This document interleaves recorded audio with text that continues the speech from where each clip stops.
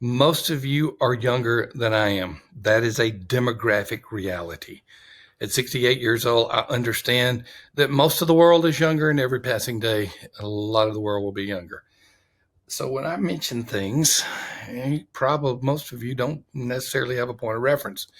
But I remember a late 50s, early 60s. I was born in 55, so you can put my age there.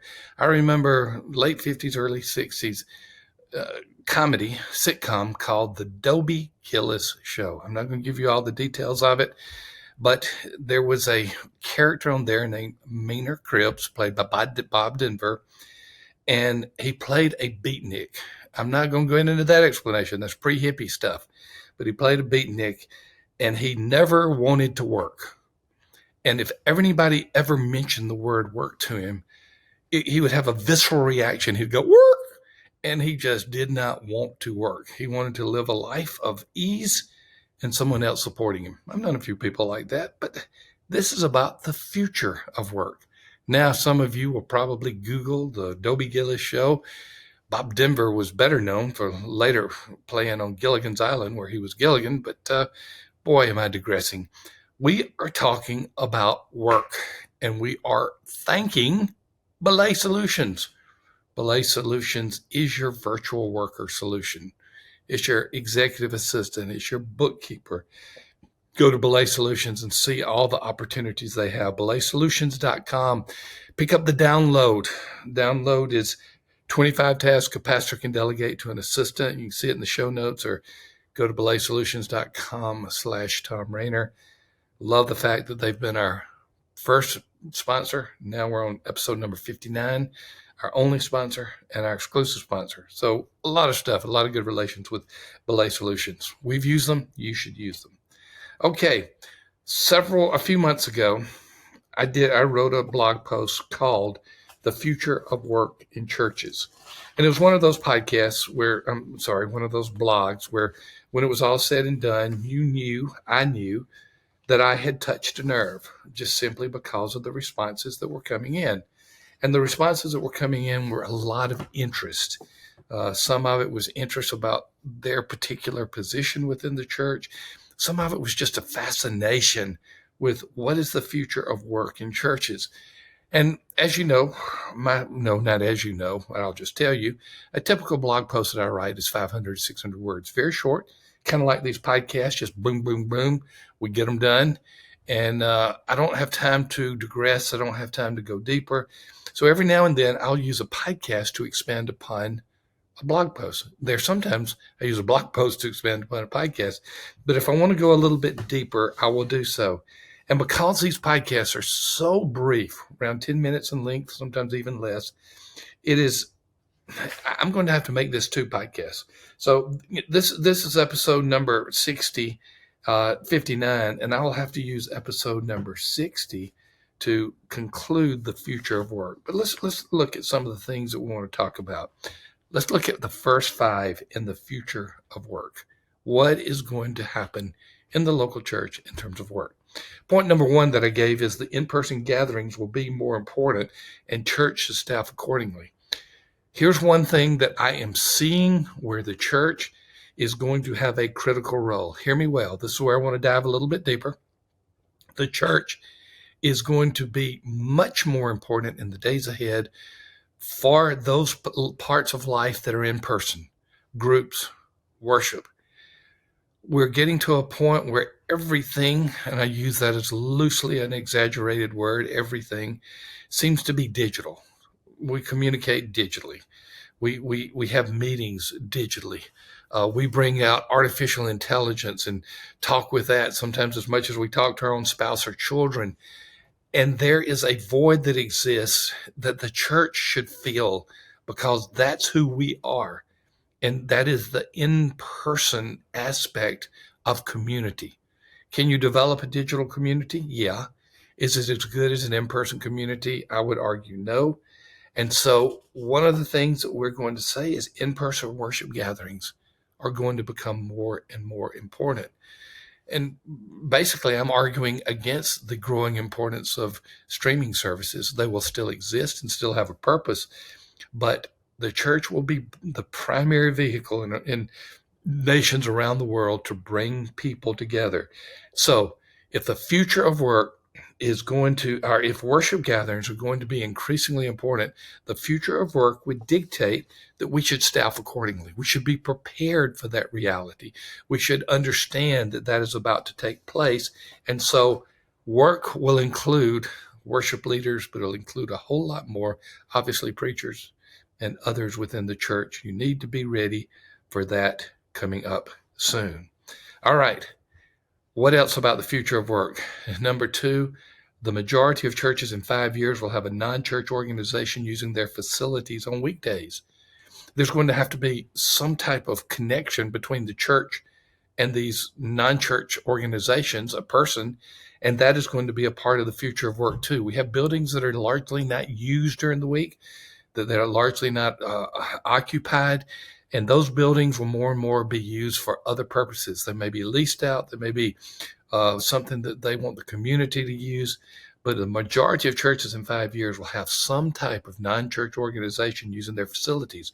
We are going to have to staff accordingly. Now, that staffing may be paid for by the organization leasing our facilities or using our facilities, but we have to be prepared for that aspect of work. Similar, small groups. Small groups are another in-person gathering. You can have a small group on Zoom. You can have a digital small group for sure. But in-person small groups are going to be more vital to the health of the congregation. We need more people in leadership roles who are providing the ministry and the leadership and the organization for small groups. Many of them will be volunteers, but many of them will be some of our most important volunteers. Small groups will be even more vital to the health of the congregation. I would argue that if we're going to have a priority of staff members, that staff member who is responsible for groups should be one of our highest needs in the church, small groups. This next point, it always has a little bit of a cringe factor with some people, but office workers will disappear. I'm seeing fewer and fewer church receptionists. I'm seeing fewer and fewer church secretaries. In fact, the term secretary is about to fade away. Assistant is more the nomenclature that's being used because the role has changed so much. The reality of it is, in many churches, just use our sponsor Belay as an example. I have seen, and I've talked to a church in California, talked to a pastor in California. He had 2 40-hour office workers.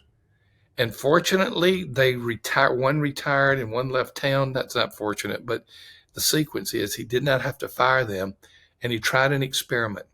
He replaced those 80 hours, 40 plus 40, with one 20-hour assistant from Belay. Wow. And he said he didn't lose anything. Again, it talks to the efficiency of organizations like Belay. But the future of work, there will be fewer and fewer office workers in churches. That's an ouch factor, but it is a reality. Finally, for this episode, and we'll continue more in episode 2, part-time ministers will increasingly be the dominant work choice. When the fact study came out, the Faith Community Today study, it found that the median of church attendance was 65. And just 20 years earlier, it was 137. It has been cut in half. At Church Answers, we found that 94% of churches under 100 had 0 or only 1 full-time staff person, and that usually was the pastor. That means the vast majority of churches in America will have part-time, and we need to be ready to meet those needs. I'll say this and shout it from the mountaintop. That's why we created Church Answers University, to train these part-time workers who might otherwise not have any type of ministry training at all. And we made it affordable, accessible, and attainable. And Church Answers University is just one of those opportunities that is there. And just to let you know, because of that, we're going to be offering, if you'll just write to Matt at Church Answers, MATT at churchanswers.com, and let him know that you heard about the scholarship offer. We'll be offering a $500 scholarship to 5 students who want to go through Church Answers University. You can check it out at churchanswers.university, first come, first served basis. will offer five $500 scholarships. We have a donor who's been very generous about this, so we thank him for that. This is some of the things that we are seeing in the future of work. Come back to the next episode, and we're going to continue talking about the future of work in churches. Fascinating topic. We're diving pretty deeply into this, and so we're going to get a little bit more of this in the next episode. Once again, thank you, Belay. Happened to mention them also in the context of this information about the future of work. Come back to episode 60, where we'll talk about the 10 realities, numbers 6 through 10, on the future of work. We'll see you then. Hey, folks, this is a PS to our podcast. We got some exciting stuff that we want to offer you absolutely for free.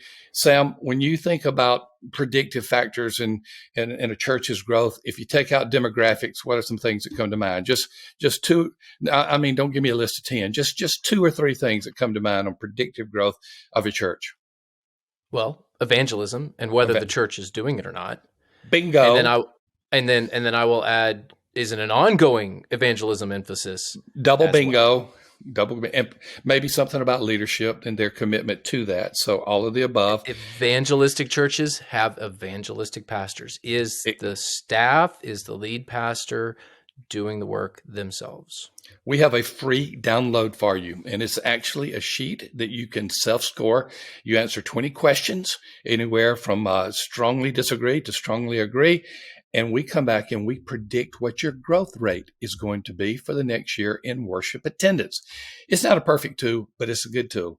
There's a link to that for the attendance predictor. Look in the show notes. You'll absolutely love it. That's cool. We'll see you soon.